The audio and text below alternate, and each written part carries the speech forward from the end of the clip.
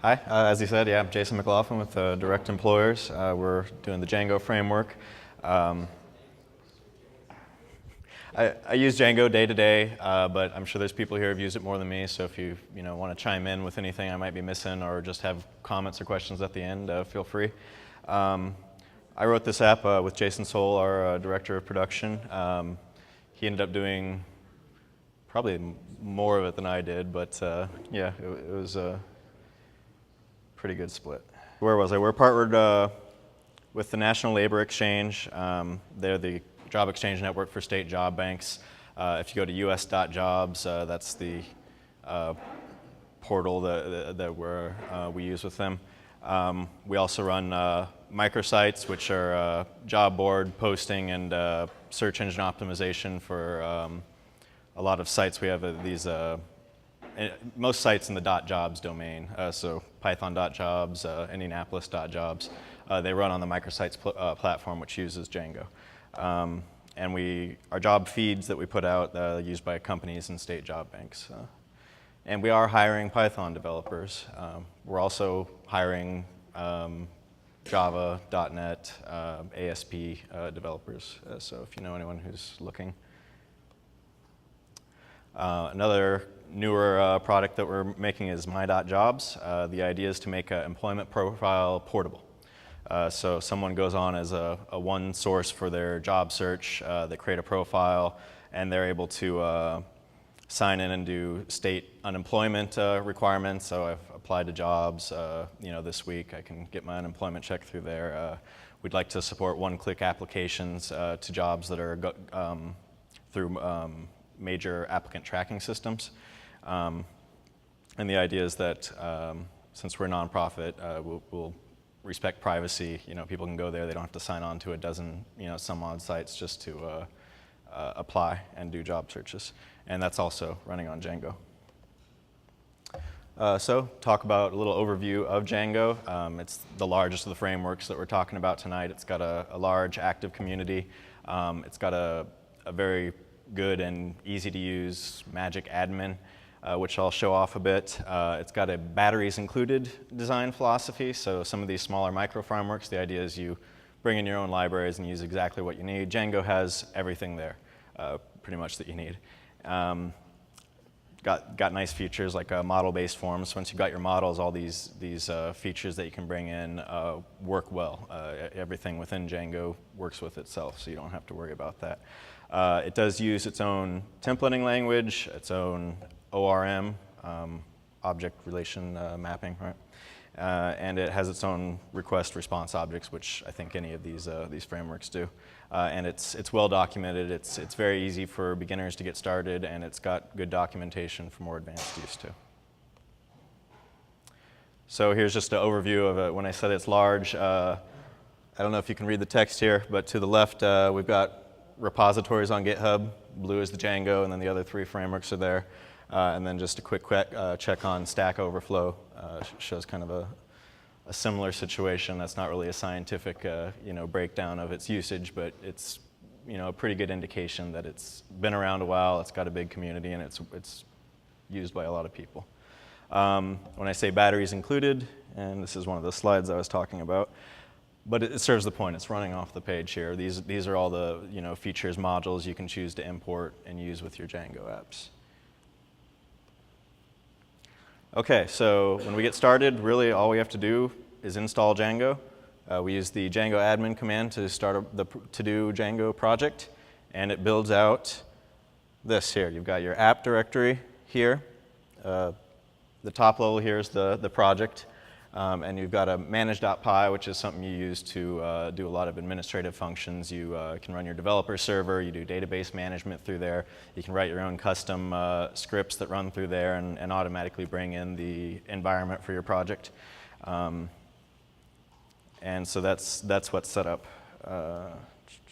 So the first thing we'd want to do is go in and define our models for the task. I kind of cheated a little bit here. What I want to do is show off how many other third-party useful libraries there are. So we're using a simple library called Tagit, so we don't have to build a tag model.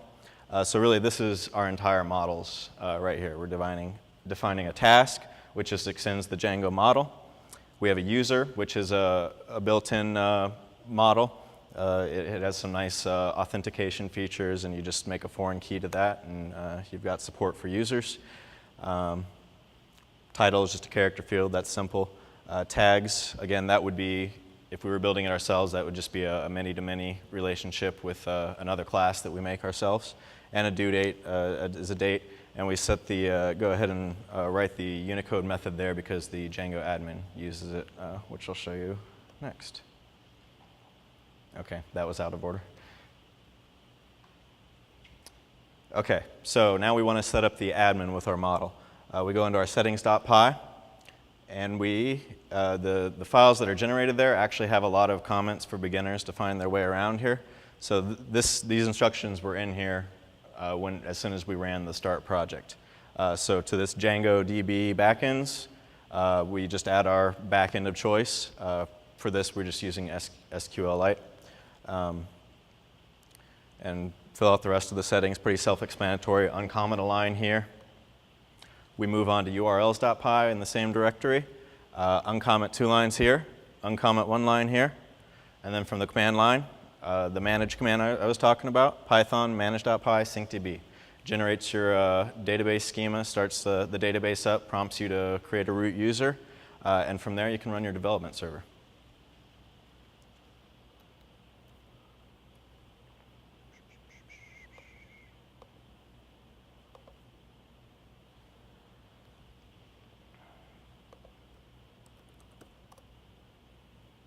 So we go to the admin. We already have an account. Log in. As super user, you've got full CRUD access to all of the models in your database. At this point, if you're not concerned about user security, you're done with the app. You can create tasks, edit them. You've got your tags. You can search by tags. Add task. There's things you can do to, you can adjust the CSS, and there's packages to use Bootstrap and make it a little more pretty if that's important.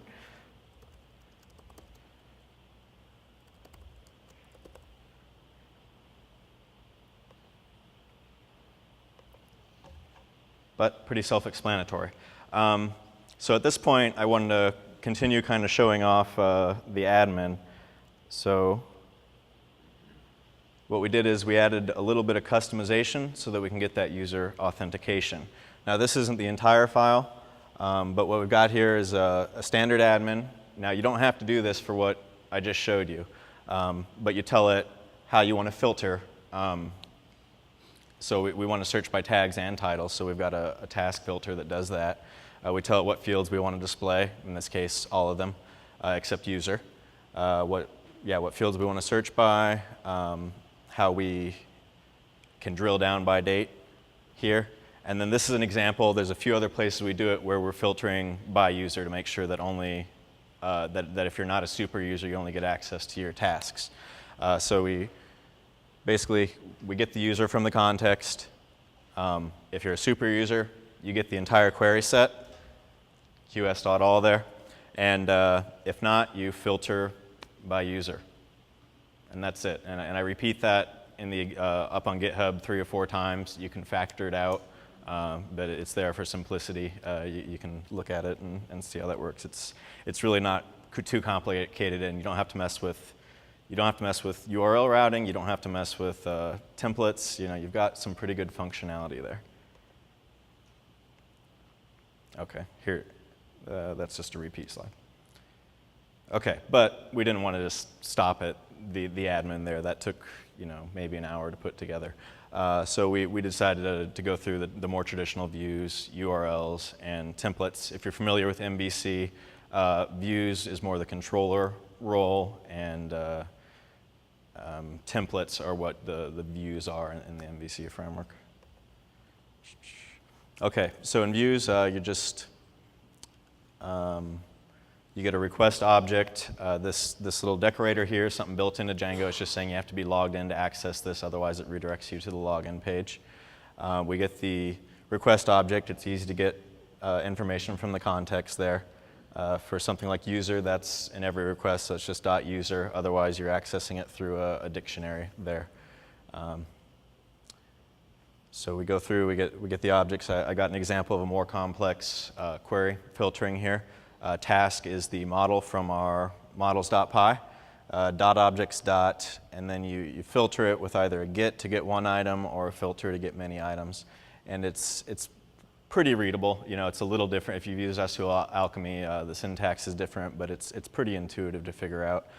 We're building a more complex query, so we use a query object there with title contains and the tags there. And then we can chain those together, and it's lazily evaluated so that all gets written up as one big query at the end and evaluated only when it needs to. And so again, we filter by due date also, and then we order it by the field that they passed in through the context. This all gets put into a context dictionary, which then gets fed back out in our render to response function there. That's the template is profile.html, context, CTX, and that's pretty much it. We're going to go through, so now we've got our view there. We need to make some URLs. These are nice because you can use regular expressions. They're fast, they get statically written out when you start your run server, and so there's not much overhead to it. It's pretty simple. You can use capture groups, and those get passed in to the views functions. And so here we've got, what did we just show? We showed the profile view down here. So this would route to that view that I just showed you.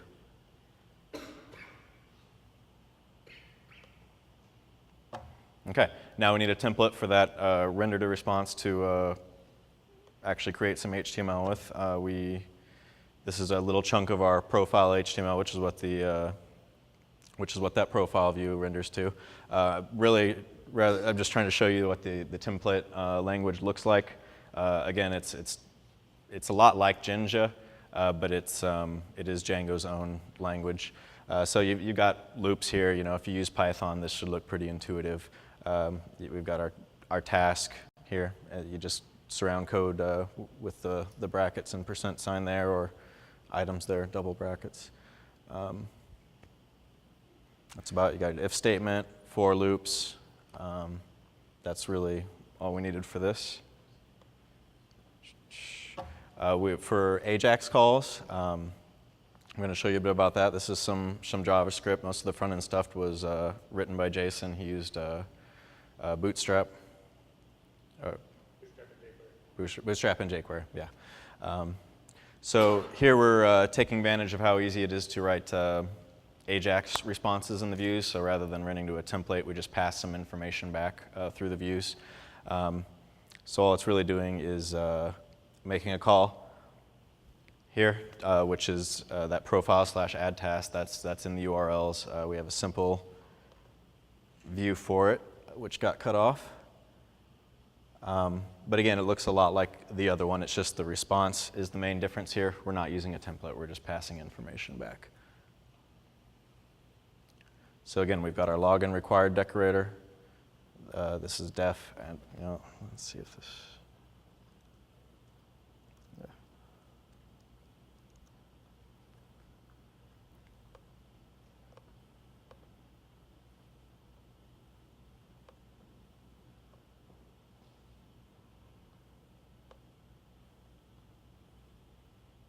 We shifted this from Google Docs to Linux to Mac one too many times, I think was the problem. Okay, so really it's just, you're using your request object as a thing uniquely Django. Other than that, this is just Python.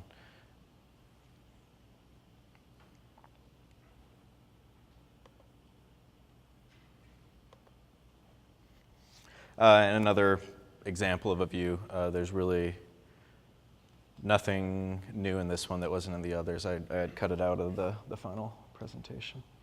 Okay, so that's what it looks like. You've got your views, URLs, and models, and then on top of that, just a whole host of built-in functionality, and then a large enough community that there are plenty of third-party apps too, if you want that. So just a few useful things that you're probably going to run into if you start using Django. South. South is practically mandatory if you've got a database backend. It's for migrating your data and schemas. It's a little surprising that something like that isn't built into Django as is, but it's there and you can use that. Django Celery is, since it works fine with anything Python now, but it's got a nice Django admin that you can use to monitor your tasks and send and do your basic operations that you'd expect. If you want to build a REST API, a year ago I would have said TastyPy. Now I'm curious about the REST framework too. Looks pretty good, so I'm actually going to be using that now. And Django extension is just a collection of a lot of little extensions, template tags, and a lot of other stuff in there, but just things that people normally use, and plenty of others. But those are some big ones. Okay, so just kind of some broad sweeping statements about Django. Again, like I said, it's got a good documentation and community. There's a lot of people, so I guess that means if you're a social person, that's great. You can always find people, like-minded developers to talk with. If you're not a social person, it's pretty good too, because there's almost always your question there on a forum or Stack Overflow. A quick Google away, you can find someone who's got a similar issue to you most of the time. And really, it works well for most use cases. I mean, especially if you're doing something as straightforward as this. I mean,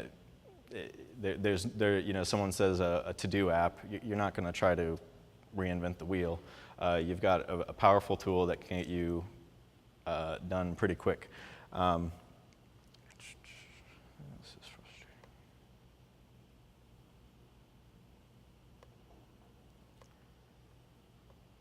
Okay, and I'm going to kind of, a lot of the times you hear Django, people say about Django it's not flexible.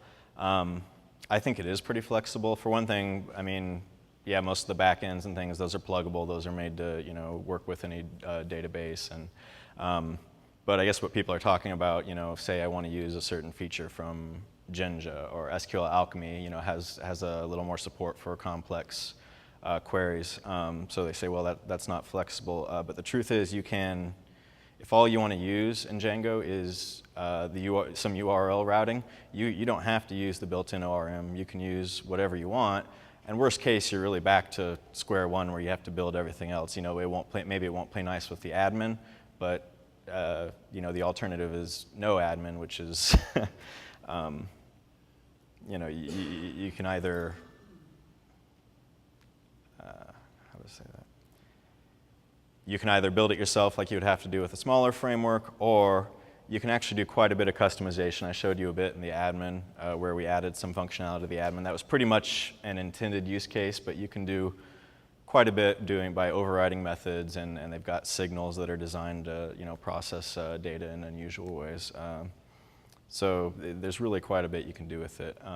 Again, the only time I would say maybe you'd want to consider another framework is if you know for sure what your requirements are up front. It's not going to grow past a certain point, and maybe there's a feature in some library that you just have to use, say in Jinja or SQL Alchemy, or maybe just a database that Django doesn't support. Then you might want to consider using another framework, but even then you might just want to say, well, can we rewrite that portion of Django, or just avoid using the built-in Django pieces. Any questions? Oh, I guess I should show the app off a little bit. Okay, so the real front end does look a bit better than the regular admin.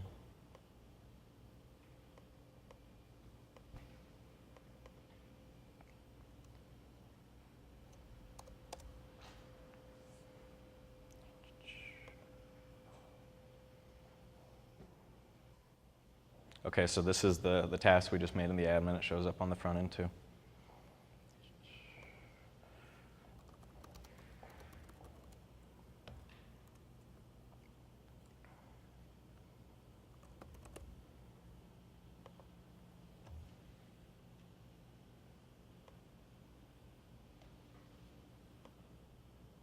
Doesn't actually fill out, did it?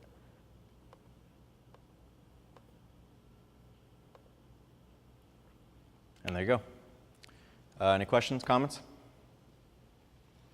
Yeah. Yeah. How easy is it to load the app up like in a REPL?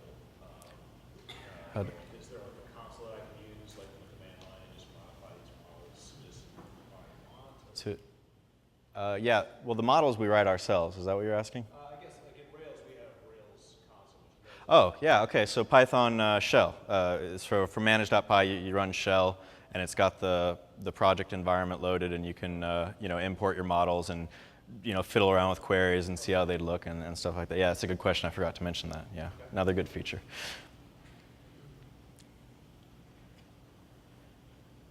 Yeah.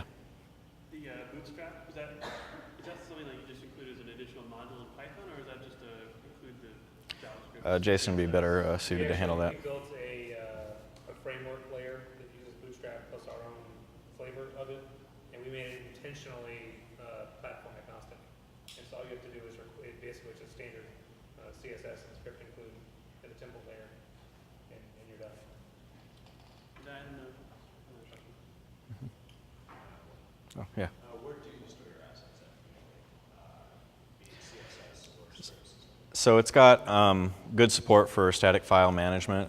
Again, through the manage, you can collect static files and have them deploy to a certain directory on your web server and just serve those up through Apache if or however you want. But we use Akamai for most of our static files. I'm not sure. Are you talking in general for Django or? Yeah, I mean,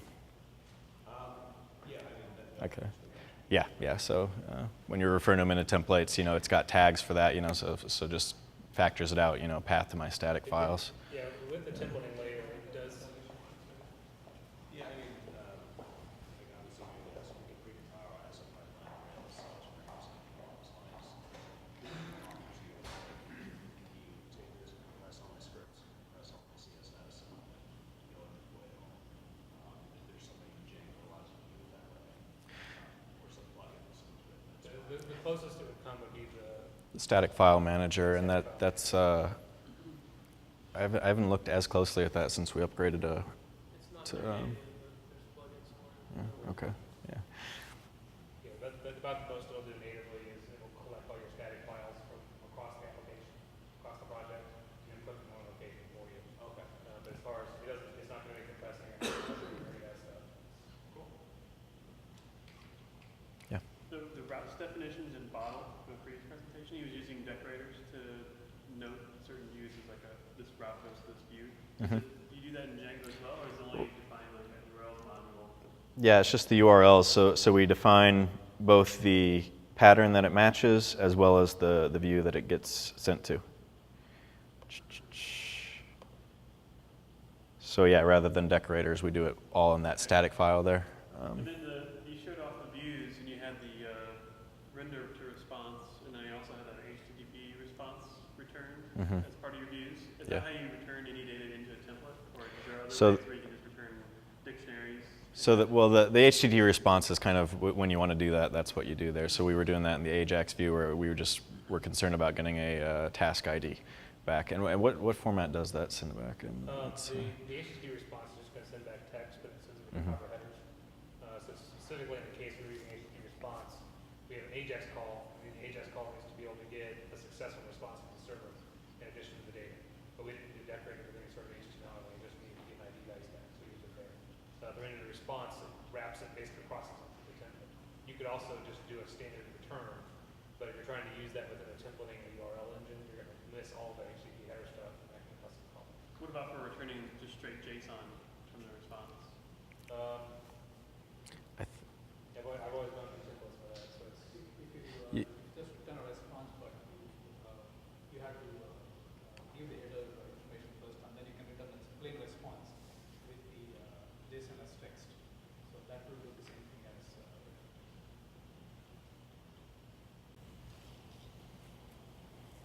Any other questions? Okay. How long did it take you to build the to-do app? For the initial admin, like I said, that was maybe an hour or two, and that's mostly because I was trying to document each step as I went.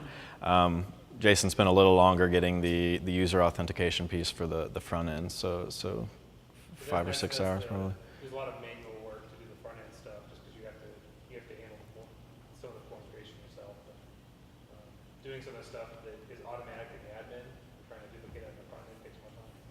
I think the total for the two of us is about 9 hours. Okay. It's probably about right. Yeah. Any more questions? And I will say, if you haven't used any of these frameworks before, Django is a great place to start. Probably even people who are, swear by the other frameworks started there. The tutorials are very simple. They give you a great introduction to the MVC framework in general. The documents are there for that. So that's what I would recommend. Yeah. Great. Let's give Jason a